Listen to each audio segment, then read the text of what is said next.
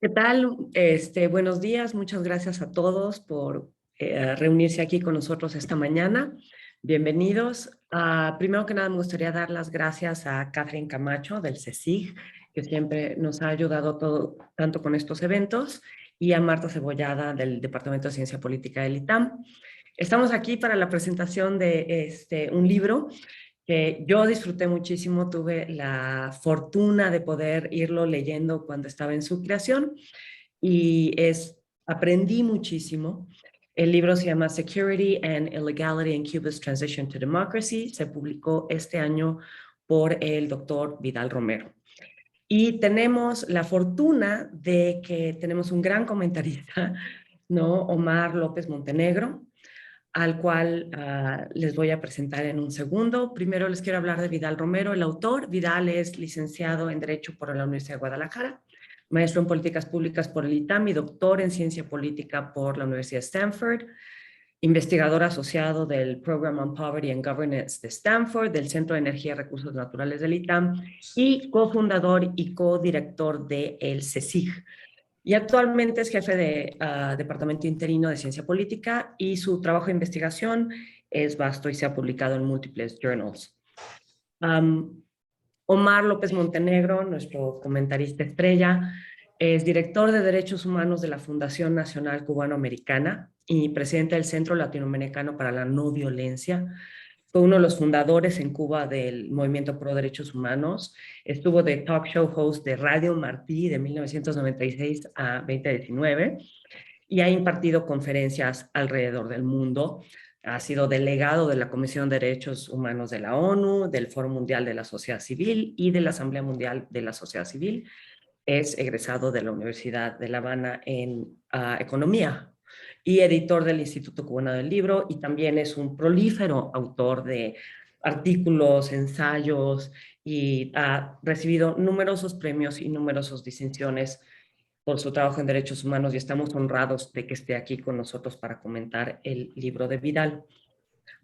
Cómo va a funcionar esto es que el doctor Romero va a hacer una presentación sobre su libro y luego, siguiendo eso, Omar López Montenegro nos va a hacer favor de darnos sus ideas al respecto. Muchas gracias a todos. Gracias, Vidal, por estar aquí. Gracias, Omar. Un placer, muchísimas gracias a ustedes. Muchísimas gracias. Muchas gracias a Omar por aceptar la invitación para hablar aquí. Muchas gracias a Alexa, al CSIG, al Departamento de Ciencia Política del ITAM. Y les voy a presentar de forma muy resumida las ideas principales del libro, algunos hallazgos, etcétera. Y luego Omar platicará sobre esto y luego ya podremos platicar entre todos temas distintos relacionados al libro. Les voy a compartir la presentación que traigo. Déjenme. Aquí está compartido. Listo. Bueno, este es un proyecto que yo disfruté mucho realizar. Este libro es parte de algo más grande en lo que, pues de hecho Omar me brindó muchísima ayuda para tratar de entender y entrar a conocer qué pasa en Cuba y por qué. Yo, si bien soy experto en temas de seguridad, de violencia, de crimen, de orden en general, pues sobre Cuba no sabía mucho y fui aprendiendo visitando Cuba, hablando con gente experta como Omar. Y en ese sentido fue un proyecto pues muy fructífero en términos intelectuales, y además me permitía pues, tratar de contribuir algo para mejorar las condiciones eventualmente en Cuba, ¿no? El proyecto tenía como objetivo principal, bueno, dos objetivos principales. Uno era explicar y documentar qué está pasando en Cuba en términos de inseguridad y en términos de legalidad. Por un lado tenemos esta idea, y voy a hablar mucho de esto en los minutos que siguen, esta idea de que en Cuba pues, es un lugar seguro, ¿no? Que no pasa nada, etcétera, etcétera. Bueno, yo quería ver si eso era cierto, porque no hay datos, ¿no? Ese es un grave problema, ¿no? A veces hay datos sobre homicidios, por ejemplo, con muchos años de retraso. Y bueno, habrá que preguntarse si los creemos o no los creemos, pero no hay datos de robos, no hay datos de extorsiones, no hay datos de secuestros, no hay datos de nada de eso, ¿no? Entonces, ese era un primer reto, ¿no? Documentar qué está pasando en seguridad y luego en la parte de legalidad. Una de las paradojas principales que resalta el libro es que en términos relativos para la región, pues es un lugar seguro, digamos, entre comillas, ahorita vamos a matizar eso, pero es un lugar en donde pues un cubano promedio, en un día promedio, yo calculo que más del 80% de las cosas que hacen son ilegales. Y no porque sean criminales, sino porque todo está prohibido o todo está mal regulado. Entonces tienes que estar violando la ley todo el tiempo y esto crea condiciones muy perversas, pues digamos, quedas a merced del régimen una vez que has violado la ley, por más irracional que sea la ley, ¿sí? Entonces, o te conviertes en cómplice del régimen y también quedas con las manos atadas para, pues no entrar a la dimensión política, ¿no? En términos de tratar de cambiar las cosas, porque el régimen tiene estas ilegalidades en tu contra. Entonces, es algo, digamos, con esas paradojas de este régimen, ¿no? Y el segundo tema importante del proyecto era entender qué va a pasar. Digamos, Cuba comenzó hace algunos años un proceso para estándares cubanos pues, relativamente grande de cambios en su economía. En términos absolutos, digamos, son cambios marginales. Entonces, entender qué va a pasar y cuáles son los riesgos al orden, especialmente a la seguridad y a la legalidad, conforme Cuba ha estado liberalizando su economía. Hay malas y buenas experiencias de casos similares, sobre todo en Europa del Este. En algunos casos, pues ha funcionado relativamente bien, por ejemplo, Hungría, la República Checa, pero en otros la violencia explotó, ¿no? Por ejemplo, en Rusia, digamos, es el caso más paradigmático de esto, ¿no? Entonces, ¿cómo le hacemos para evitar que eso suceda en Cuba, ¿no? Y en términos generales, porque este proyecto, una de las complejidades es que habla a dos públicos, a un público más académico, interesado en democratización, en liberalización, en esos temas, y a un público más especializado y más en la práctica, es decir, todos aquellos que están siguiendo y activa o pasivamente el proceso de liberalización política y económica en Cuba, ¿no? Entonces, esa era parte de lo complejo, ¿no? Y aquí la idea es generar conocimiento que nos sirva para este y otros casos, para entender cómo le hacemos para que los procesos de democratización o de liberalización económica no generen esas externalidades negativas de desorden, ¿sí? Eso es más o menos. Teóricamente, esto es, digamos, es como esto resumiría un poquito la parte teórica. Piensen que hay dos dimensiones, una que tiene que ver con el orden y otra que tiene que ver con el tipo de régimen, ¿sí? Y esto, hay mucha literatura de esto, digamos Huntington, por ejemplo, Dahl, es decir, como los principales teóricos de democratización han entrado a esto y prácticamente todos coinciden en esta U invertida en términos del orden. Es decir, las autocracias y las democracias en los extremos no se piensen en Corea del Norte y Noruega del otro lado, pues son regímenes que podemos decir que están ordenados. Ahora, son distintos tipos de orden, ¿no? Un orden autocrático y un orden democrático. Y eso importa, como platicaremos ahorita. Y luego en el medio, donde estamos casi todo el resto del mundo, las cosas se van poniendo feas conforme nos movemos de un lado hacia otro, ¿sí? Entonces, son esos procesos los que muchas veces endógenamente descarrilan las transiciones a la democracia, ¿sí? La gente empieza a ver que hay más desorden y empieza a añorar paradójicamente ese régimen autocrático viejo. Decir, bueno, es que sí, no había libertades, pero había mucho orden, ¿no? Había seguridad, etcétera. Y eso hace muy peligrosos esos procesos en términos de los retrocesos, ¿no? Y esto, la U que se va invirtiendo, perdón, que va creciendo la relación con desorden, pues ahí es donde vemos más crimen, más violencia, más inseguridad, homicidios, corrupción, etcétera, etcétera, etcétera, ¿no? Entonces, es, digamos, como resumiendo la parte teórica sobre la que me baso para pensar esto, ¿no? Esto ya es empíricamente, ¿qué pasó en Europa del Este? Aquí la línea gris, bueno, perdón, el eje vertical es la tasa de homicidios por 100,000 habitantes. Y el eje horizontal son los años, ¿no? La línea vertical negra es más o menos la caída del comunismo. Y luego vemos la línea gris, es el promedio de homicidios, de la tasa de homicidios en los países no comunistas de Europa. Y la línea punteada es la tasa de homicidios también, pero en los países comunistas, ¿sí? Y vean cómo desde que se empieza a descomponer la cosa a fines de los 80, principios de los 90, la tasa comienza a subir y la pendiente continúa creciendo después de la caída. Para regresar a los niveles que tenían pre-caída del comunismo, pues les tomó más o menos 15 años, ¿no? Y en esos 15 años, esta tasa más alta de homicidios pues, implica vidas que se perdieron, implica desinversión en la economía, etcétera, etcétera, etcétera. ¿Sí? Es decir, es algo no deseable. ¿Sí? Obviamente estos son promedios, ¿no? ¿Cómo le hacemos para evitar eso? O también tratar de entender si Cuba va hacia algo parecido como esto, ¿sí? Ahora que está liberalizando la economía, por lo menos, ¿no? Ya no me voy a meter a lo político, digamos, en el corto plazo no es, digamos, lo que está sucediendo en términos de un cambio drástico de régimen. Digo, ya lo platicaremos con Omar.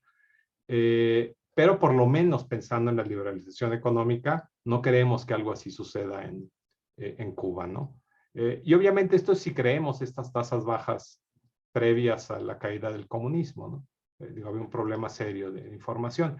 Ahora, si lo vemos país por país, hay mucha varianza, como les decía hace rato. Hay casos buenos y casos terribles, ¿no? Les decía, por ejemplo, el caso de Rusia, ¿no? En Rusia se ve cómo va creciendo, creciendo y luego tardan pues 20 años en volver a los niveles previos de la caída del comunismo. Albania es otro mal caso, Croacia, pero en menor medida. Y, por ejemplo, casos como la República Checa, Hungría, Polonia, pues las cosas no sucedieron tan mal, ¿no? Y hay toda una literatura también que habla sobre esto de Europa del Este, ¿no? Entonces, bueno, está todo este sustento empírico y teórico para tratar de entender qué pasa y qué puede pasar en Cuba, ¿no?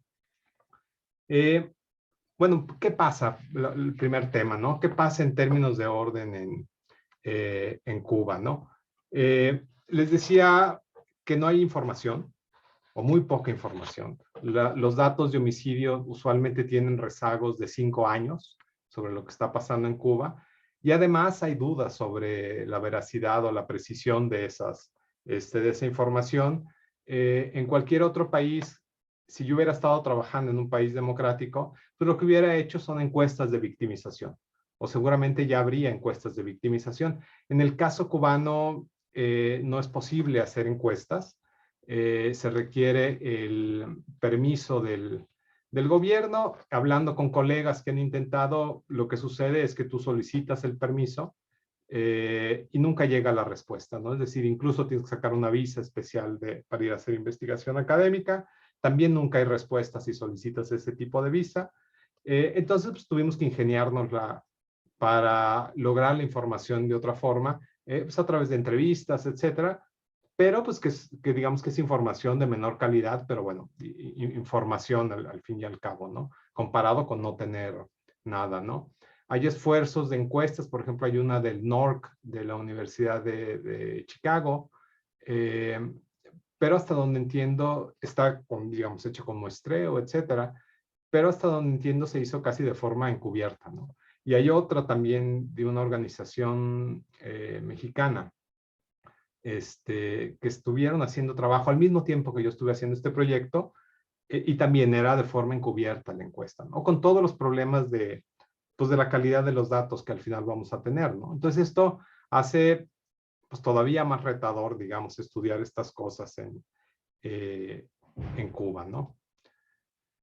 ¿Qué sabemos, no? Hasta los datos del 2016, en esta gráfica están los datos de la tasa de homicidios y la tasa de muertes. La tasa de homicidios, para quienes no estén familiarizados con estos términos, es simplemente el total de homicidios dividido entre el total de la población, para que esto sea comparable en el tiempo y entre lugares. Y luego se multiplica por 100,000 simplemente para no tener un número pequeñito, ¿no? Y aquí agregué la línea punteada, que es la tasa de muertes en Cuba, y este es por 1,000 habitantes, porque son números más grandes. En muchos países del mundo, esta relación es muy fuerte. En el caso cubano, no. En el caso cubano, de hecho, va bajando la tasa de homicidios como tendencia y va subiendo la tasa de muertes. Muchos atribuyen esto, por ejemplo, al empeoramiento del sistema de salud cubano. Pero sí nos dice que hay algo raro con los datos de muertes, ¿no? Digamos, es otra área en que eventualmente escarbaré un poquito más a ver qué hay. Ahora, ¿esto es mucho o poco? Tiene una tasa para el 2016, el último dato disponible, de 5 por 100,000 habitantes. ¿Esto es mucho o poco? Bueno, pues depende, ¿no? Ahorita regreso a esto. Si lo pensamos en términos de la región, aquí pueden ver Cuba, que está hasta acá abajo. Pues solo Martinica y Aruba, para el periodo de tiempo, son menos violentos que Cuba. ¿Sí? Si comparamos a Cuba con Nicaragua, ya nos subimos a Haití, que es su vecino, a México, y así nos vamos hasta El Salvador. Bueno, la tasa de homicidios en Cuba nos habla de un país pues, relativamente seguro, al menos medido por esta variable, ¿no? Otra liga en la que podemos comparar a Cuba, pues era de los países autoritarios. Si tomamos, esta es la lista de países no libres, en 2016, que es el año para el que tenemos datos de Cuba. Esta es la lista de Freedom House de países no libres. ¿Sí? Aquí está Cuba. Y vean, por ejemplo, los países autoritarios, que tienen un estado fuerte. Tienen tasas de homicidio muy, muy bajitas. Vean, por ejemplo, China es 0.6. Es decir, Cuba tiene 10 veces más homicidios que China, por ejemplo. ¿Sí? Entonces, esto también nos habla del tipo de orden que hay en Cuba. Es decir, no es un estado tan fuerte como estos otros. No es Saudi Arabia, no es Camboya, no es Egipto, Tailandia, etcétera. ¿Sí?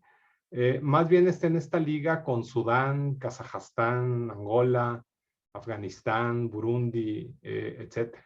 ¿Sí? Entonces, para estándares de un país autocrático, no es un país tan seguro Cuba. ¿Sí? Otro intento que hicimos para tratar de calibrar esta información, ¿no? De entender si es cierta o no es cierta, qué tan lejos está de lo que creemos hace sentido. Hicimos un conteo para el mismo año, para que fuera comparable. Hicimos un conteo de menciones de delitos en medios independientes y en medios oficiales en Cuba. ¿Sí? Vean la primera columna, la de homicidios, que es con lo que estamos hablando ahorita. Y aquí hay un problema serio, ¿no? Si vemos en los medios oficiales, Granma, Juventud Rebelde, Radio Habana, Telesur, no hubo homicidios, no pasó nada en Cuba. Todo estuvo perfecto, ¿no? No hubo nada que reportar. Sin embargo, si nos vamos a los independientes, aquí sí encontramos menciones, pero sí, comparado con la tasa de 5 por 100,000 habitantes, pues encontramos muy pocas menciones. Por ejemplo, 5 por 100,000 habitantes para la población que tiene Cuba. Estamos hablando más o menos de 500 y tantos homicidios. Y solo 7 fueron reportados. Entonces también hay un sesgo a no entrarle a las noticias de seguridad de los medios independientes, que de alguna forma pues, contribuye a pues, esta idea de que en Cuba la seguridad está bien, ¿no? Y hay toda una narrativa desde el Estado que refuerza esta idea en Cuba, ¿no? Es decir, si uno ve Telesur, por ejemplo, o la televisión cubana, hay una cantidad impresionante de reportes de nota roja de México y de Colombia. ¿Sí? Entonces, muchos cubanos saben perfectamente qué está pasando en México, lo malo, obviamente, y en Colombia.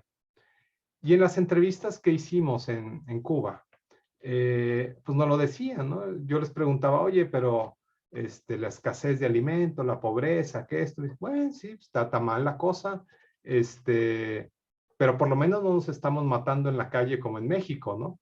Dice, bueno, o sea, ¿qué contesta uno a eso, no? Y era algo muy sistemático, ¿no? Es decir, no es casualidad de esto, ¿no? Para cualquier estándar, aquí pueden ver los datos de Freedom House, sobre el nivel de democracia en Cuba. Este es como la peor calificación que tiene Freedom House, que es 7 y en libertades civiles y derechos políticos. Y si tomamos cualquier otro indicador de democracia, Cuba va a salir muy mal parado. Es decir, para cualquier estándar es un régimen autocrático. La línea, los puntitos son los políticos, perdón, los prisioneros políticos que reporta este Centro de Derechos Humanos sobre represión política en Cuba. Y esto nos habla, o quería entrar a esto para platicarles sobre la dualidad del Estado cubano. Por un lado, es un régimen muy intolerante en lo político, es decir, han visto todos los eventos recientes de protestas, etcétera, cómo ha respondido el gobierno cubano. Y en general hay muy pocos incentivos para manifestarse en contra del Estado cubano. Pero por otro lado, es muy tolerante de toda esta actividad ilegal, digamos, del día a día, ¿sí? Ya sea por complicidad o en parte porque el gobierno cubano entiende que si no permite, por ejemplo, mercados negros, ahorita voy a hablar más de eso, pues la economía se colapsa. Es decir, los canales de distribución que tiene el Estado de alimentos, por ejemplo, son inoperantes totalmente en términos de la demanda que existe en la isla, ¿no? Entonces se vuelve tolerante por motivos prácticos, pero eso además tiene consecuencias en términos de las formas de mantener el orden. Una parte tiene que ver con coerción, sí, pero tampoco es un Estado tan fuerte y uno lo ve en las patrullas, lo ve en los policías, es decir, si uno no supiera que son parte de un régimen que encarcela y etcétera, por motivos políticos, pues uno diría, estas fuerzas del orden pues no son intimidantes especialmente, ¿no? Entonces hay otros mecanismos, ¿no? Uno tiene que ver con el control de la información, esto que les comentaba, y esto cada vez se va deteriorando más. Es decir, con Internet, con la llegada cada vez más hacia adentro y hacia afuera de Cuba de personas, pues cada vez es más difícil para el gobierno establecer este control de qué está pasando en Cuba y afuera de Cuba. Tiene un sistema pues relativamente bueno de monitoreo. Por ejemplo, en La Habana hay cámaras, al menos en las zonas entre comillas importantes para el Estado, está monitoreado con cámaras. Hay esta idea que parcialmente será cierta, pero una vez que uno la cree ya está molado, que es que está lleno de agentes encubiertos, ¿no? Es decir, que cualquiera puede ser un agente del Estado cubano. Entonces, una vez que uno cree eso, pues uno se cuida de lo que dice y de lo que hace, ¿no? Entonces, estos mecanismos psicológicos propios de regímenes autoritarios, digamos, hay muy buenos ejemplos, por ejemplo, de Alemania del Este o de la Unión Soviética, de cómo utilizaban estos mecanismos, ¿no? Y hay otros mecanismos, digamos, más, digamos, menos agresivos, digamos. Uno es, había cierta legitimidad del régimen, es decir, había todavía esta idea de Fidel Castro, de la revolución, etcétera, que se ha ido desgastando en el tiempo. Uno, porque pues, la revolución no ha traído los resultados que había ofrecido. Dos, porque ya no están los Castro ahí realmente, y Fidel sobre todo. El nuevo presidente Díaz-Canel pues no tiene ni la legitimidad de haber peleado la revolución, ni la legitimidad de ser un Castro como tal, ¿no? Y eso se ve en las protestas recientes en Cuba, ¿no? Es decir, esa parte de, bueno, vamos a sacrificarnos por la revolución, cada vez es menos difundida, ¿no? en la población. El COVID también desnudó muchas carencias del Estado.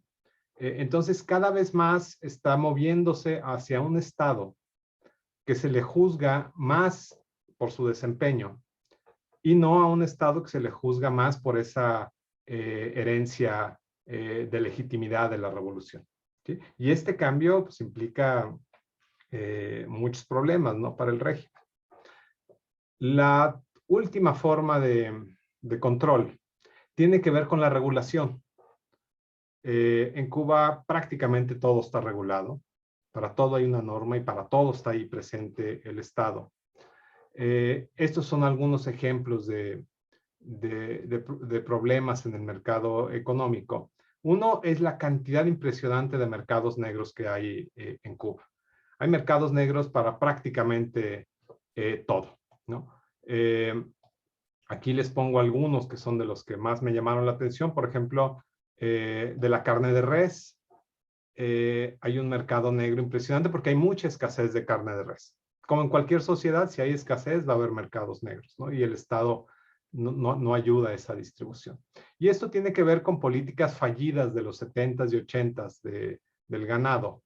Hay un video, un documental muy bueno que se llama, creo que La vaca de mármol, que habla sobre Ubre Blanca, que era una de las vacas preferidas de Fidel Castro, que era un experimento genético para que Cuba fuera la Suiza de América y tuviera la mejor carne y la mejor leche.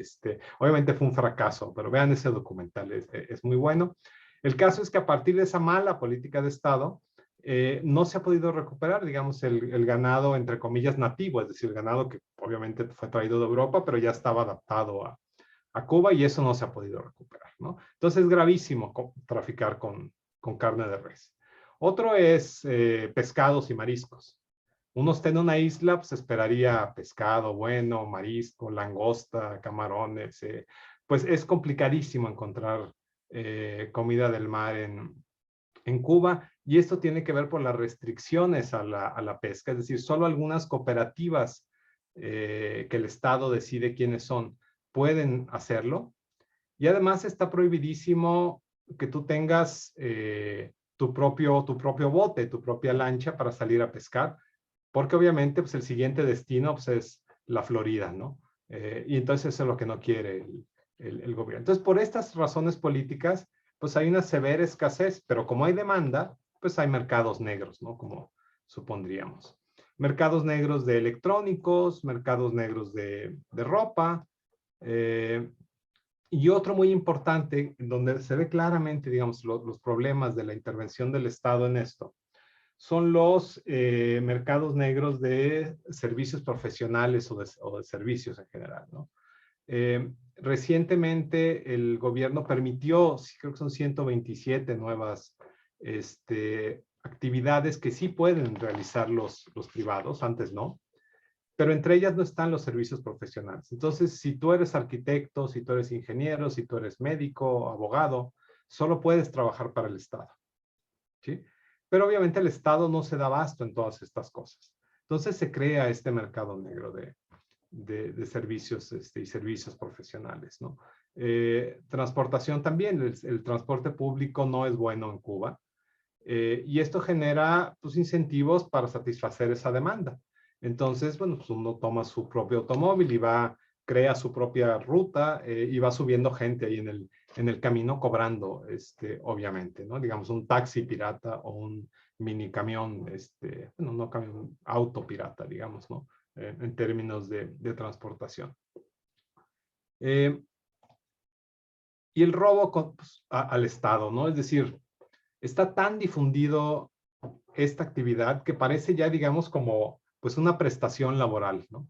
Que yo voy a trabajo en un restaurante, yo sé que me puedo llevar a mi casa parte de la comida del restaurante porque me pagan muy poco, no alcanza, ¿no? Entonces, existe esta justificación o esta zona gris en donde la necesidad, que en muchos casos es real, o en casi todos los casos es real, pues lleva a la población, obviamente, a tratar de buscar cosas literalmente para sobrevivir, ¿sí?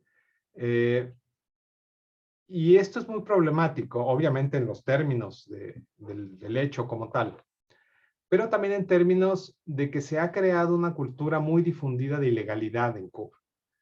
Es decir, se justifica que esta mala regulación por parte del Estado justifica que yo esté comportándome de esta forma. Y cambiar estas cosas ha sido muy, muy problemático en casos parecidos, por ejemplo, en Europa del Este. ¿Sí? Se vuelve una forma de vida y luego no es obvio que sí es justificable y que no es justificable, ¿no? En términos de estos comportamientos. En todo este, digamos, pues mar de ilegalidad, pues uno pensaría, bueno, es que si uno va a Ciudad de México, si uno va a Tegucigalpa, si uno va a San Salvador, pues se va a encontrar lo mismo. Se va a encontrar gente en la calle vendiendo ilegalmente comida, ilegalmente ropa, ilegalmente electrónicos. Sí, pero hay una diferencia muy importante. Y la diferencia es que en Ciudad de México, en Tegucigalpa, en San Salvador, siempre tienes la opción de hacerlo legalmente. Bueno, excepto si estás vendiendo granadas de mano o uranio o algo así extraño, ¿no? Ya muy ilegal, ¿no? Pero siempre puedes poner tu negocio legal, ¿sí? Y eso crea una relación totalmente distinta con el Estado. Cuando el Estado es el único que puede hacer esto, te tiene en sus manos cuando tú lo haces ilegalmente. Estás a merced del Estado todo el tiempo, ¿sí? En los otros casos, pues siempre tienes la opción de moverte a lo legal. ¿Ganarás menos? Sí, pero tienes esa opción, ¿sí? Y esto, como les digo, cambia totalmente la relación con el Estado de los ciudadanos. Y ya la última parte, la segunda y última parte, tiene que ver con las reformas económicas y qué va a pasar con la seguridad en Cuba conforme esto avanza. No me voy a meter mucho al detalle de las reformas, porque digamos ya es otro tema, pero sobre todo sí a las posibles consecuencias, ¿no? Solo como contexto, este es el PIB de Cuba en dólares constantes de 2010. Solo para que tengan una idea del tamaño de la economía cubana, pues anda ahí arriba de Guatemala, de Costa Rica, pero abajo de la República Dominicana, abajo de Angola. Y ya digo, obviamente no es comparable con las potencias, como casi ningún país es comparable con las potencias, ¿no? Si hacemos esto per cápita, pues tampoco es una muestra de países, pues tampoco es una economía especialmente grande, ¿no? Otra vez está cerca de Dominica, abajo de Colombia, arriba de Jamaica, abajo de Costa Rica y México, etcétera, ¿sí? Entonces, las ligas, digamos, de economía de Cuba, pues no son los países ricos. Esto hace una economía pequeña y relativamente frágil. Y en buena medida por las políticas del gobierno y, bueno, parte tiene que ver esto del embargo, que es un tema ya mucho más controversial, que si quieren después platicamos, pero es solo para darles contexto. ¿Qué ha hecho el gobierno cubano? Bueno, las reformas inician ya con la llegada de Raúl Castro y tenían como objetivo, o más bien como motivación, uno, que el gobierno cubano estaba quebrado, después de que Venezuela pararon los flujos de recursos desde Venezuela, bueno, algo hay que hacer porque esto no va a ningún lado. Se abrió la posibilidad del autoempleo.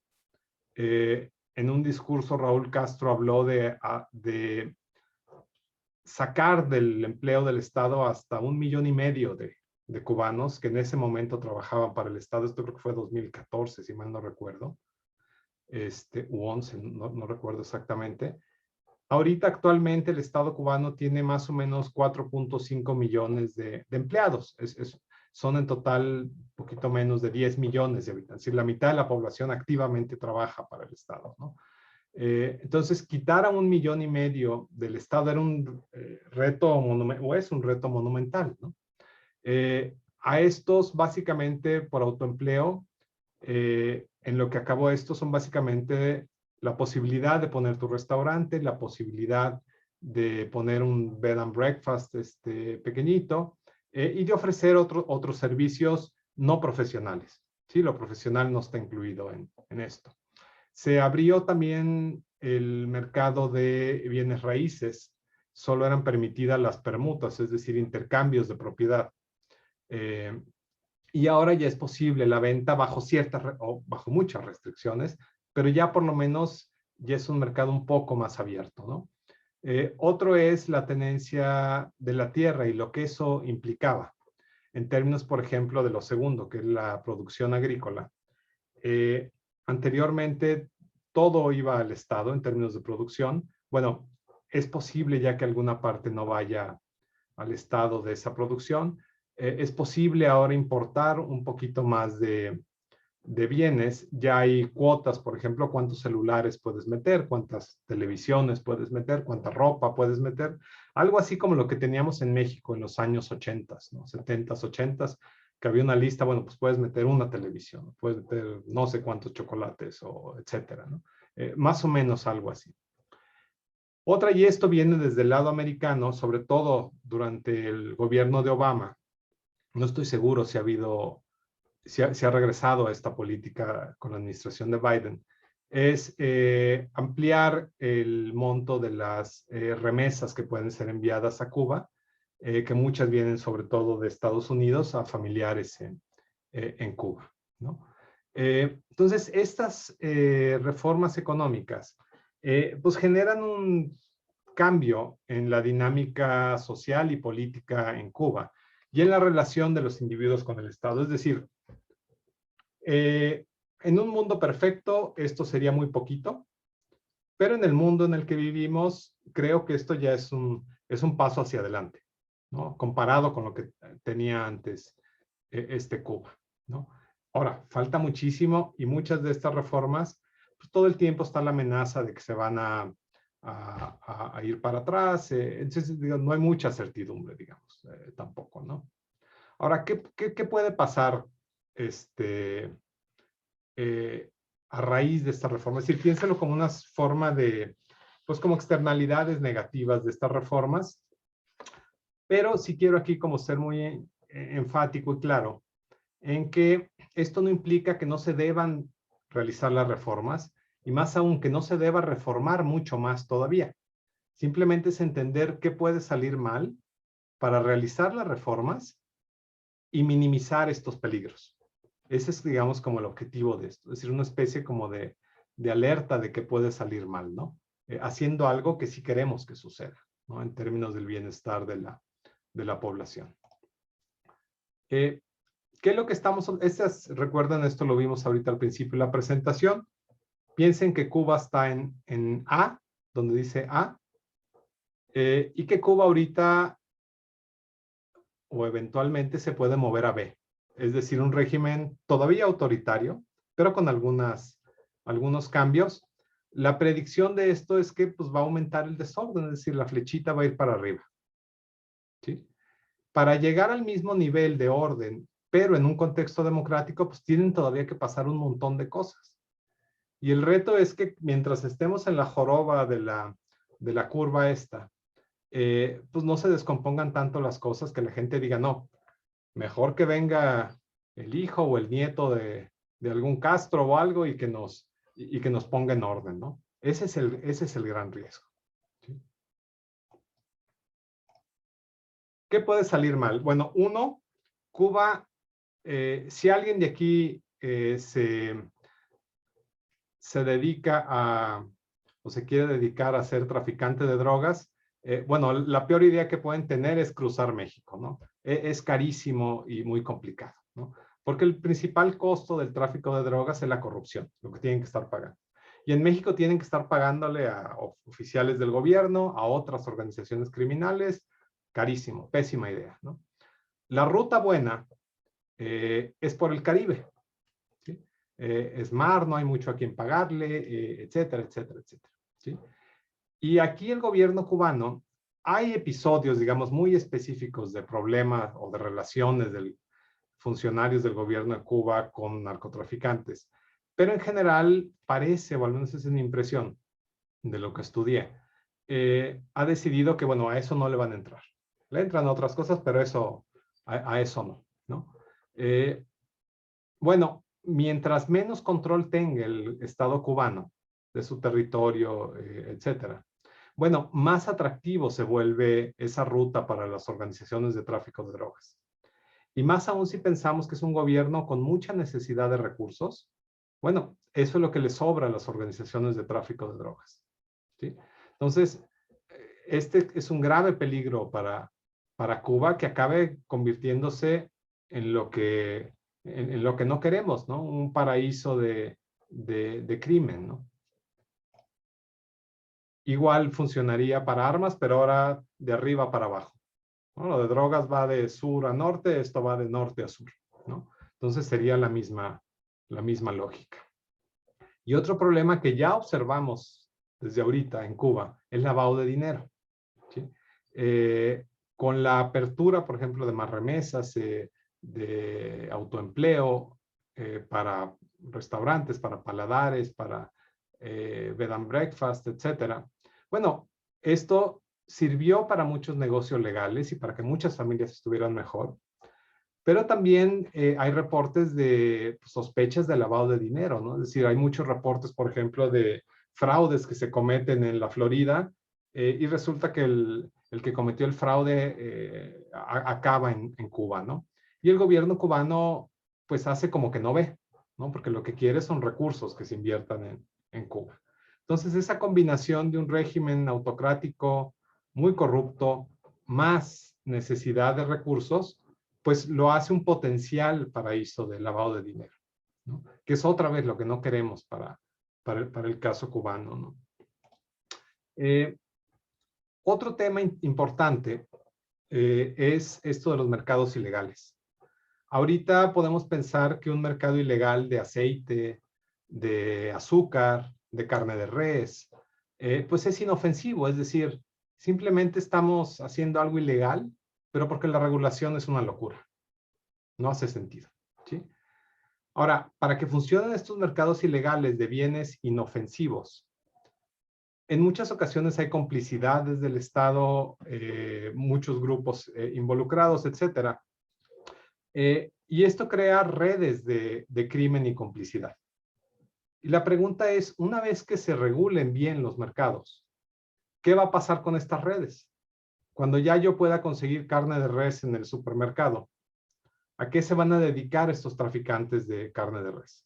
Bueno, puede ser a cosas peores que esto, ¿no? Y finalmente, otro de los grandes problemas son los militares, ¿no? Que dado que se les ha dado el control de la economía cubana, y es ya, digamos, ya es materia de otro tema, pues tienen todos los incentivos para por lo menos detener, si no es que revertir muchas de las reformas. Porque mientras más se abra la economía, pues menos poder tendrá. Entonces, bueno, ese es otro de los riesgos grandes que enfrenta esto, ¿no? Voy a parar aquí porque se terminó el tiempo. Hay una parte también de recomendaciones, ya no me voy a meter eso. Y muchísimas gracias por el espacio y por escucharme. Muchísimas gracias, Vidal. Y nada más, antes de darle la palabra a Omar López Montenegro, les voy a decir que a todos muchas gracias nuevamente por acompañarnos. Y si quieren plantear cualquier cualquier pregunta o un comentario, lo pueden poner en la sección de preguntas y respuestas para los panelistas y nosotros se los pasamos. Omar, muchas gracias por estar con nosotros. Tienes que prender tu micrófono. Pues bueno, decía que muchísimas gracias. ¿Me escuchan ahora bien? ¿Me escuchan? Ok.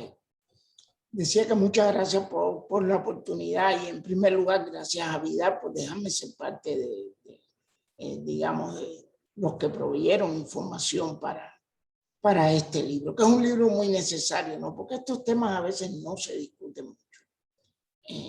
Se habla mucho del futuro de Cuba, de la transición, cómo va a ser para estos temas de seguridad en una Cuba futura, en una transición de Cuba hacia hacia un futuro democrático, pues no son abordados muy a profundidad. De hecho, la primera vez que yo escuché hablar de estos temas, lo escuché nada más y nada menos que de Jim Sharp. Y estoy hablando hace más de 15 años en una conferencia aquí en Miami. Él habló de la posibilidad del surgimiento de bandas criminales, como se ha visto en algunos países de Europa del Este, ¿no? Y tal vez son casos extremos, pero en países africanos, al perderse gobiernos autoritarios como Etiopía, vinieron los señores de la guerra, las bandas de guerra. Así que es un tema muy, muy válido. Y Vidal mencionaba muchas de las cosas y me llamaba la atención. Hay muchas de las cosas que menciona Vidal desde un punto de vista académico, que es post-populi en Cuba. En Cuba había un refrán bien dicho que decía, aquí lo que no es ilegal está prohibido. Y entonces era la gran realidad del cubano. Yo soy un ejemplo típico de eso y voy a empezar hablando así de esta manera personal, porque es que esto tiene mucho que ver con la naturaleza y la conformación de los patrones de conducta de los cubanos bajo ese régimen. Yo me gradué de Economía en la Universidad de La Habana en el año 1978. Ese mismo año yo fui sancionado por emitir comentarios críticos a la política del gobierno. Como el gobierno cubano en aquel entonces ni siquiera existía el cuentapropismo, era el único empleador en Cuba, yo me vi imposibilitado de trabajar. Yo era graduado universitario y me vi que no sabía qué hacer. ¿A qué recurrí? Pues al mercado negro. Yo hice cosas que no me atrevería a hacer en este momento viviendo en los Estados Unidos, viviendo en ningún otro país. Vamos a poner esto en perspectiva, no nada que fuera considerado ilegal en otro país como vender drogas o robar, etcétera, pero por ejemplo, producir alcohol, bebidas alcohólicas en mi propia casa. Yo vendía bebidas alcohólicas, moonshine, como se dice en los Estados Unidos, preparado por mí en mi casa con alcohol que se robaba alguien de un central. Yo hacía cosas tan simples como pintar casas, pero eso era ilegal en Cuba.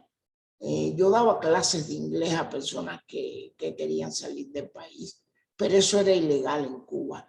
Entonces este concepto de que uno se estaba moviendo dentro de una ilegalidad, y un hecho importante que mencionaba Vidal, el robo al Estado. En Cuba el robo al Estado para la persona no representa un conflicto moral, un conflicto de intereses. ¿Por qué? Porque el Estado es el primero que te está robando a ti. Entonces digamos, esta barrera moral que existe, caramba, estoy robando. Si la gente trabaja en una oficina, roba papel. Si la gente trabaja en la fábrica de cigarros, roba cigarros. Y esto llegó un momento que, por ejemplo, y llegaban estas operaciones a un nivel de que para trabajar en la fábrica de cigarros, tú tenías que pagar. Las plazas te las cobraban a 2.000 pesos cubanos, que en aquel entonces era muchísimo. ¿Por qué? Porque ya estabas asumiendo que esos 2.000 pesos tú lo ganabas en Cuba en una semana, robando cigarros. Yo vi gente entrar en la fábrica de cigarros, amigos míos, y salir y llegar a mi casa y el cuerpo completo estaba lleno de cajetillas de cigarrillos. Se las amarraban con cinta adhesiva, se ponían camisas que eran 2 o 3 veces su talla, pantalones que eran 2 veces su talla, y en cada viaje que esa persona hacía de su casa, por ejemplo, a almorzar, de la fábrica a su casa a almorzar, tenía como 300, 400 pesos en cajetillas de cigarros. Entonces eso era un procedimiento típico. Yo me crié bajo ese procedimiento típico. Hacer cosas increíbles como familiares que trabajaban en la industria pesquera, salir con un camión lleno de pescado y pasar la carga de ese camión a otro camión por una carretera sin parar los 2 camiones, pasar la mitad de esa carga para venderla en el mercado negro. Y yo me veía a mí mismo criado en el respeto a los demás, en el respeto a la ley, haciendo este tipo de cosas, pero mentalmente yo no estaba cometiendo robo. Y pongo esto en perspectiva porque tiene mucho que ver con el tema de la seguridad y qué va a pasar en el futuro. La experiencia es que muchas personas, incluso que hacían cosas peores, cuando llegan a los Estados Unidos, por ejemplo, que es el punto de referencia, y llegan a Miami, ¿qué sucede? Existe la posibilidad de ganarte la vida sin tener que recurrir a eso. De hecho, la mayoría de estas actividades de mercado negro no son rentables en una economía abierta. Porque yo no le puedo vender aquí a nadie alcohol fabricado en mi casa, porque aquí venden bebidas de todos tipos. Nadie me lo va a comprar, ¿no? Yo no puedo ponerme a vender pescado que me robé de una fábrica, porque nadie te lo va a comprar porque tiene miedo que está mal hecho. Entonces las propias condiciones indican también un cambio en la mentalidad de la gente. Y hay una anécdota bien curiosa, bien significativa de un amigo mío que recomendó a una persona un trabajo. Y esa persona empezó a trabajar en el lugar. Y el dueño del lugar se dio cuenta que cada vez que esa persona iba al baño, se acababa el papel sanitario. Y el dueño le tendió una trampa y le puso un rollo nuevo.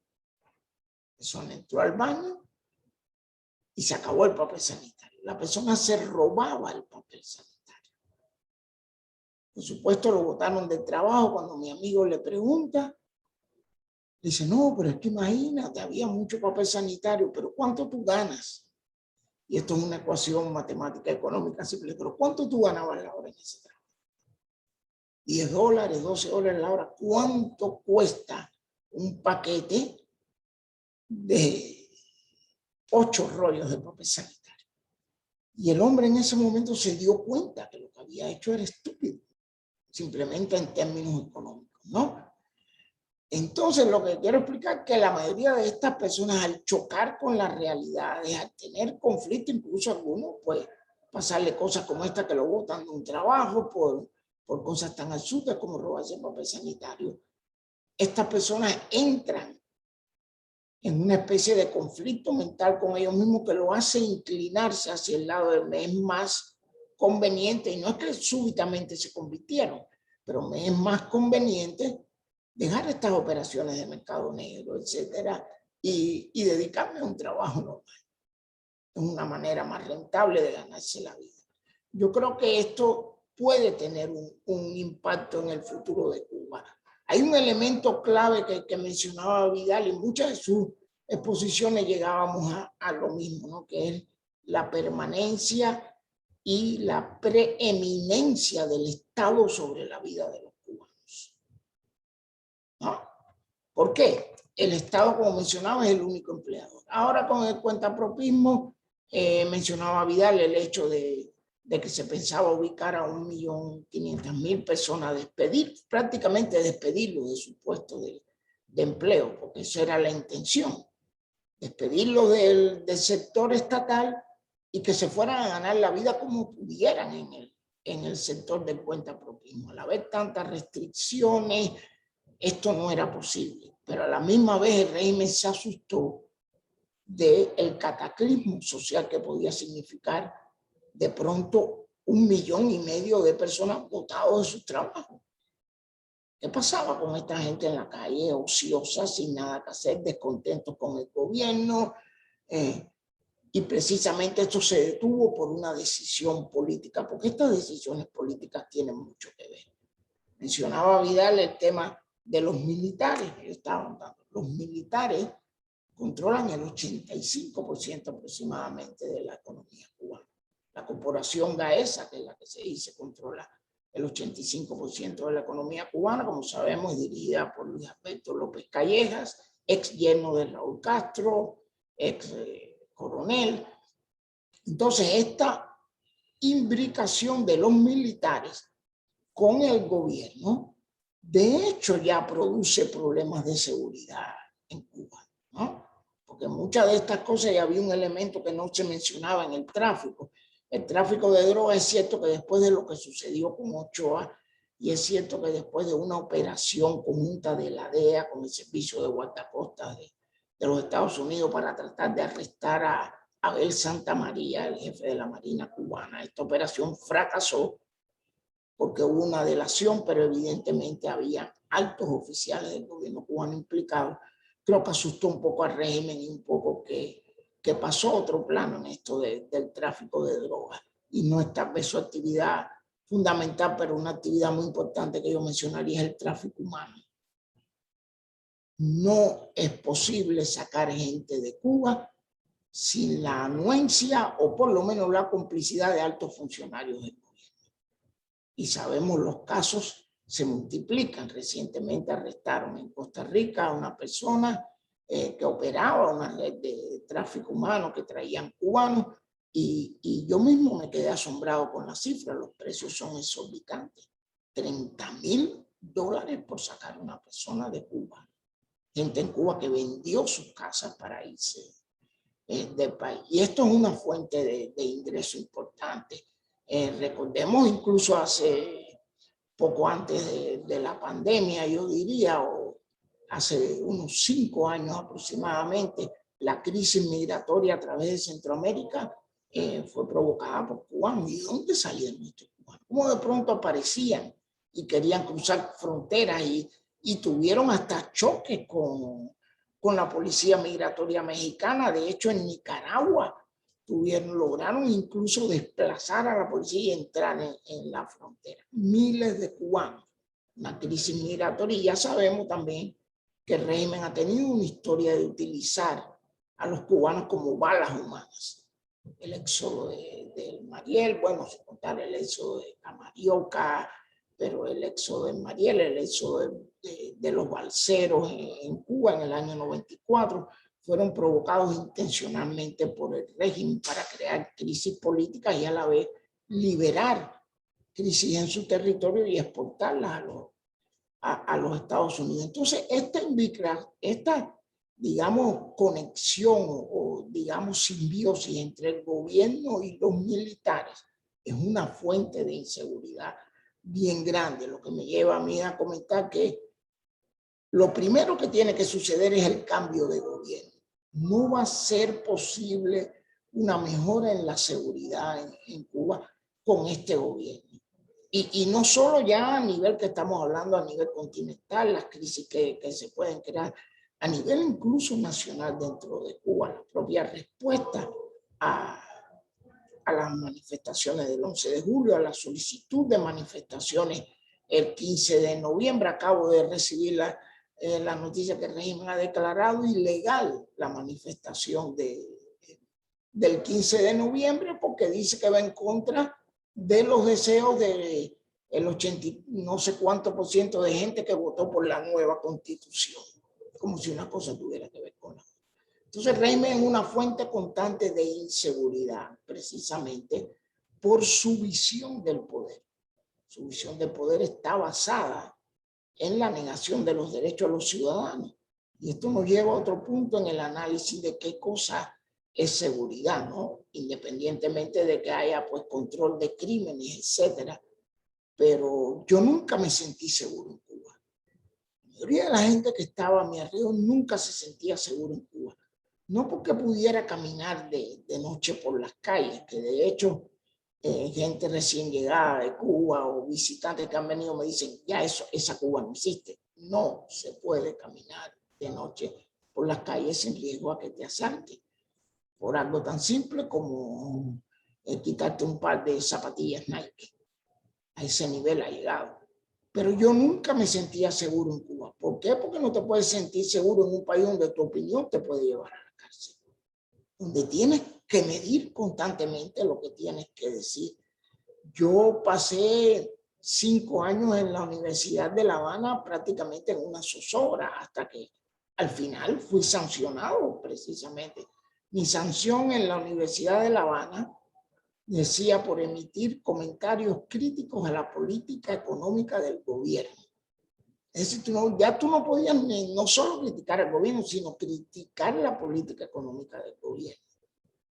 Un grupo de 4 estudiantes de la Facultad de Economía fuimos sometidos a un juicio público en el teatro de la universidad y lo menciono porque tiene que ver también con estas cosas, ¿no?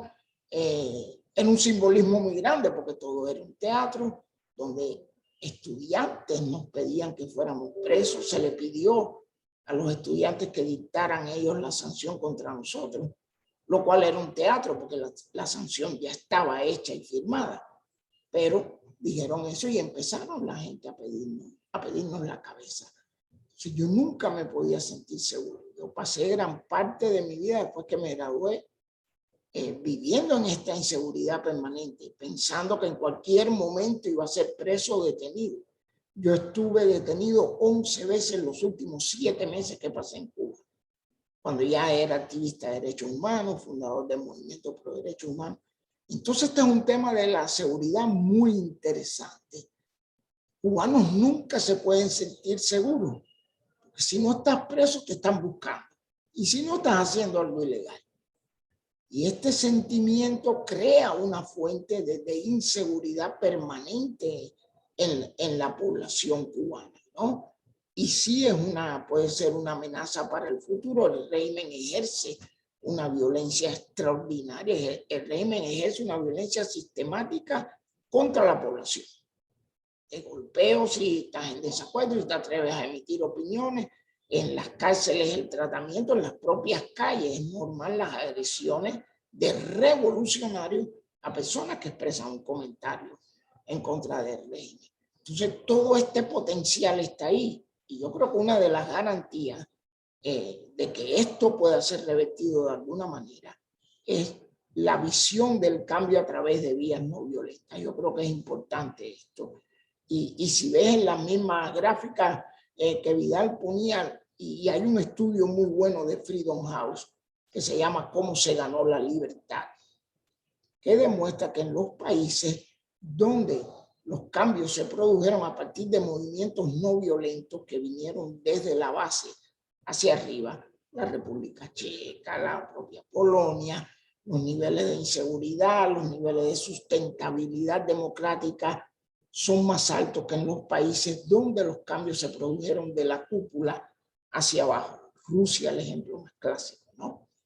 Hubo un reajuste dentro de la cúpula, sin hablar de Bielorrusia, sin hablar de países como Kazajstán, es decir, donde ex miembros del Partido Comunista pues se presentaron ellos ahora como los nuevos demócratas.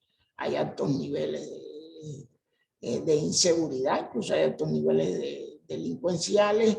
Entonces yo creo que también mucho tiene que ver cómo se produce el cambio y la transición. Y creo que el tema de que la transición se produzca por vías no violentas tiene un papel primordial, que se produzca desde la base hacia arriba. ¿Por qué? Porque si elementos remanentes del ejército que tiene el control de la economía, de la seguridad del Estado, ¿no?, permanecen en el poder, su visión del poder siempre está basada en la violencia y en el uso de la fuerza. Y esto es un elemento constante de inseguridad.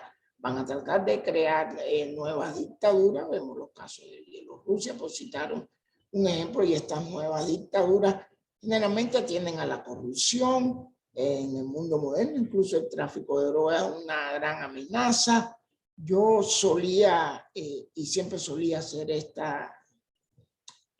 digamos, este paralelo, y es lo que estoy viendo en Cuba hoy en día. Me recuerda aquella famosa escena del Padrino, donde están precisamente en La Habana Jaime Roth, que representa a Meyer Lasky, con Michael Corleone, y aquella famosa escena que fue real en el Hotel Capri, donde los mafiosos cortaron un pastel que tenía la forma de la isla de Cuba, para que se iban a repartir Cuba, los casinos, etcétera. Y Jaime Roth le dice a Michael Corleone: esto es lo que quería tu padre, este era el sueño de tu padre, un país para nosotros, que nosotros pudiéramos controlar.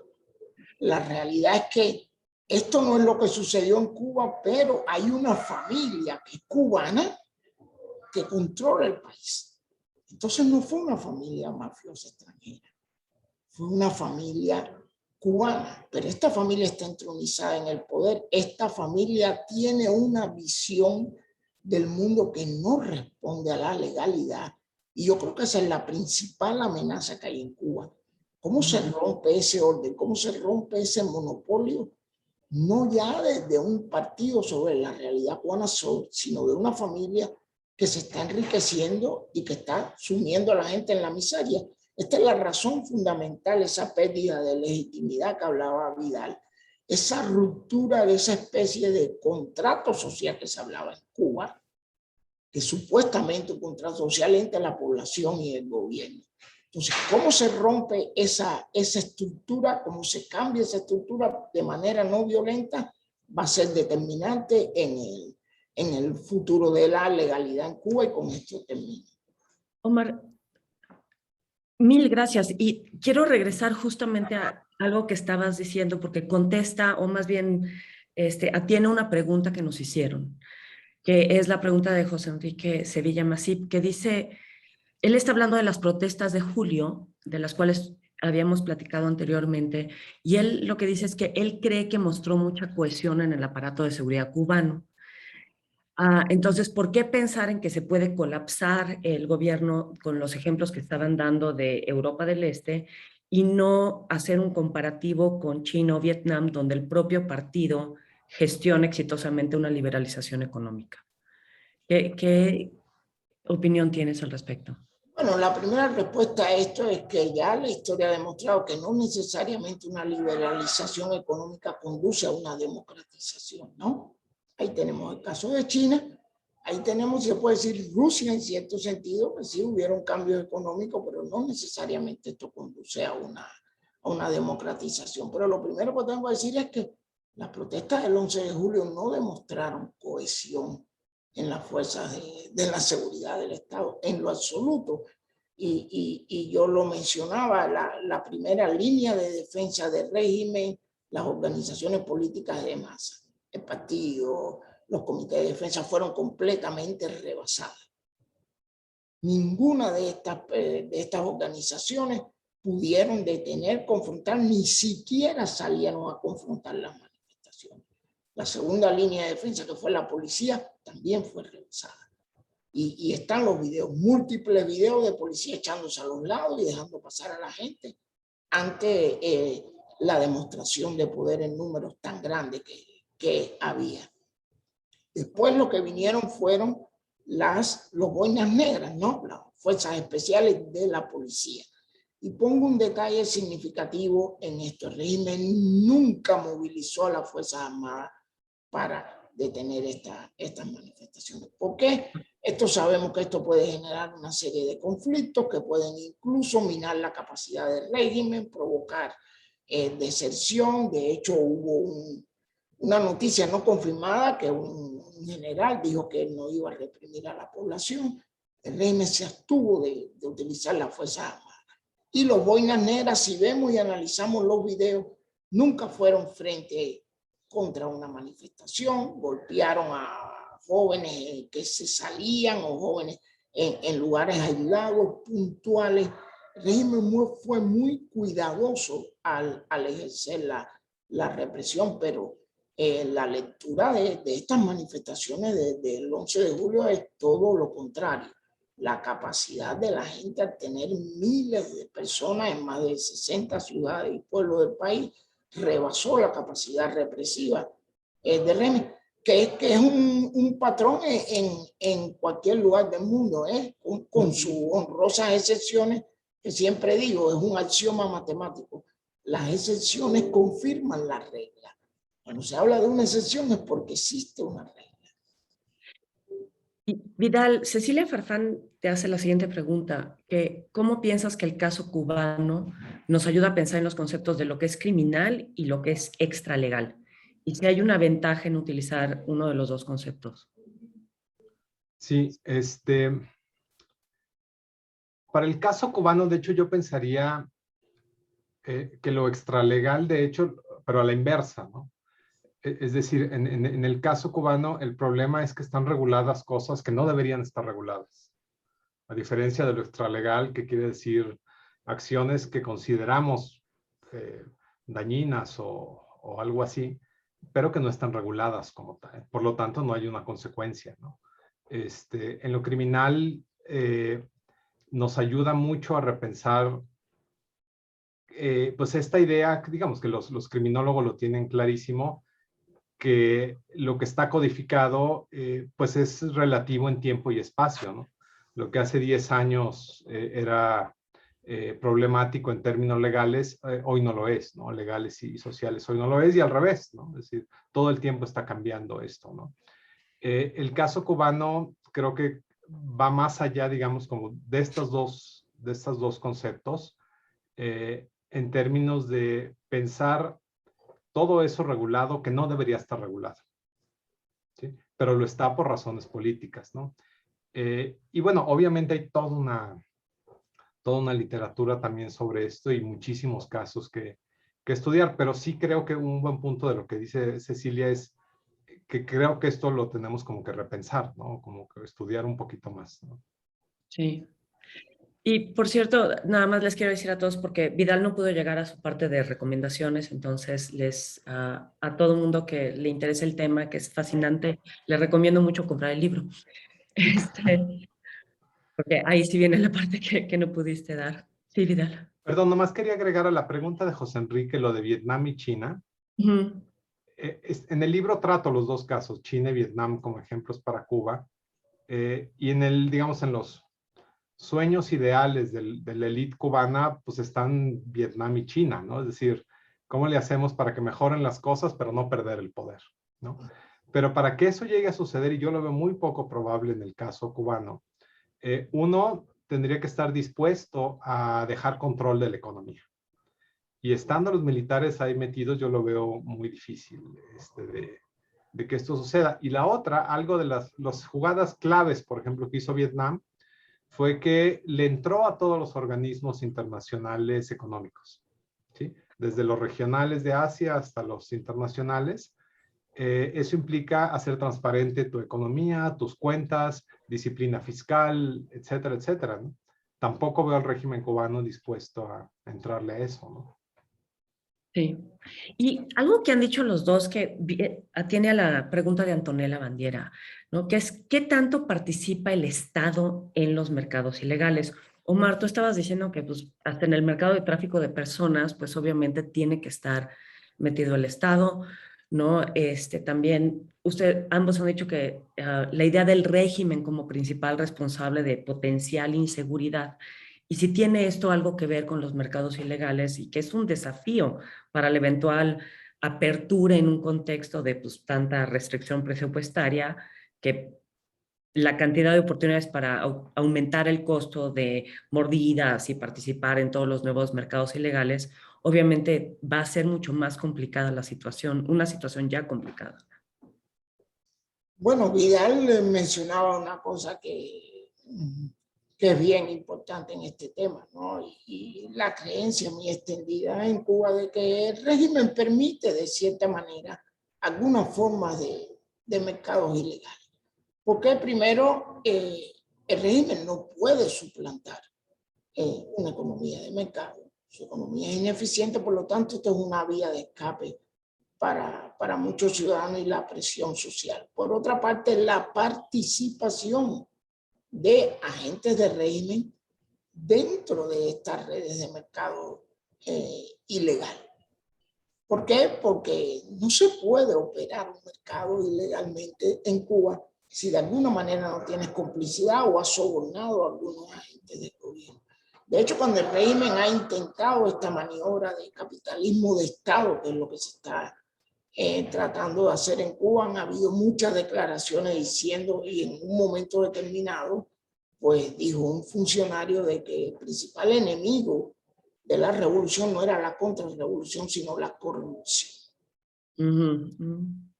¿Por qué? Porque al cambiar la narrativa en Cuba, y Vidal apuntaba mucho a esto, le brindábamos a decir, sino una legitimidad, cierta credibilidad ante los ojos de mucha gente, era que todos nos estábamos sacrificando por una causa común. No es mi caso, no es el caso de mi familia, pero era la narrativa extendida, ¿no? E incluso esta idea un poco fantasiosa de que ser pobre es una virtud y no una condición económica, y que por lo tanto pues nosotros no teníamos tanto como los Estados Unidos o Europa, pero teníamos más dignidad, ¿no?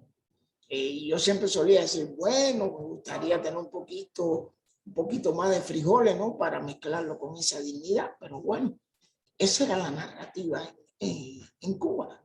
Y mucha gente creía esto, mucha gente se crió en esto, mucha gente creció pensando en esto. Al cambiar esta narrativa, no porque el régimen lo dijera, pero era evidente ante los ojos de la población que hay un capitalismo de Estado.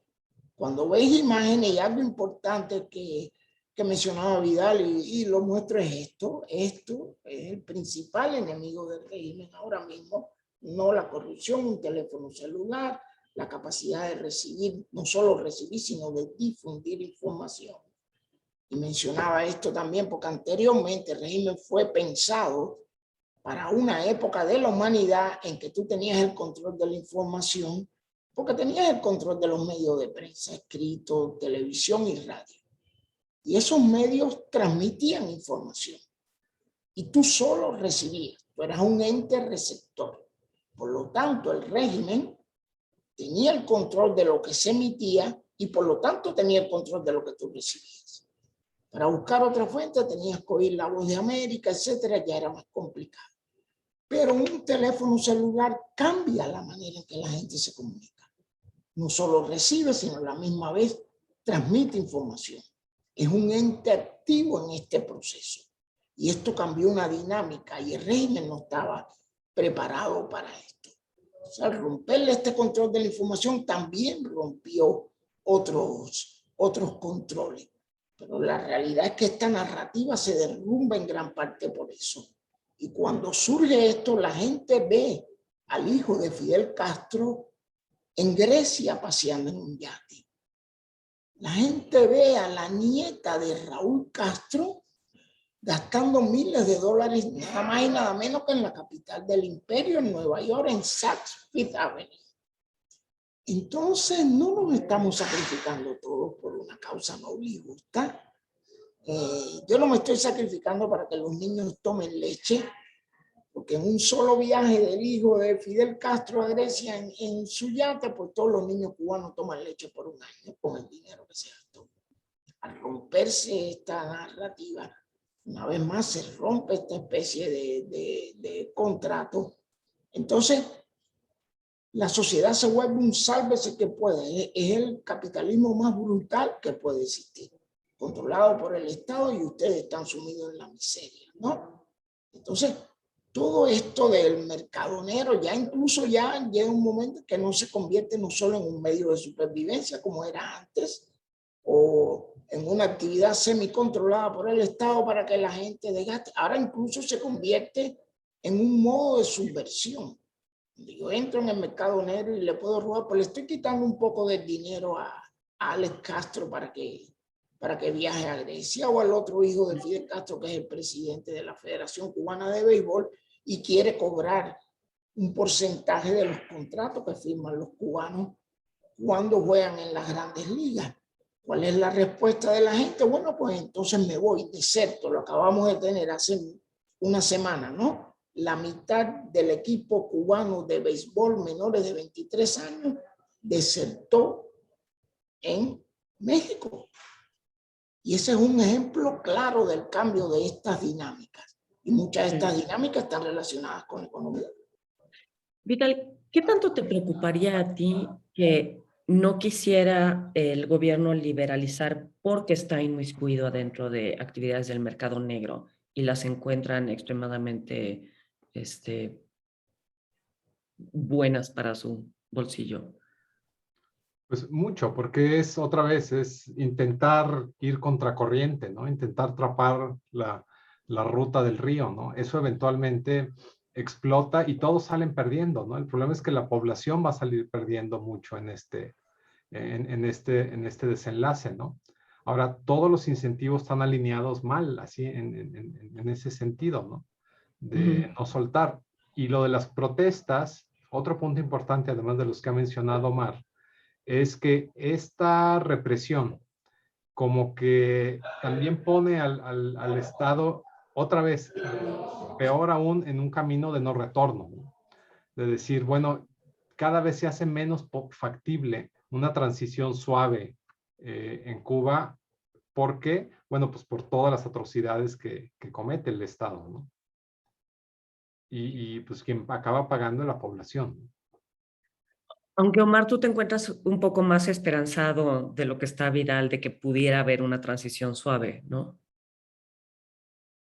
Bueno, sí, yo creo que primero por las capacidades que ha demostrado la población cubana. Como decía, el 11 de julio marca un antes y un después.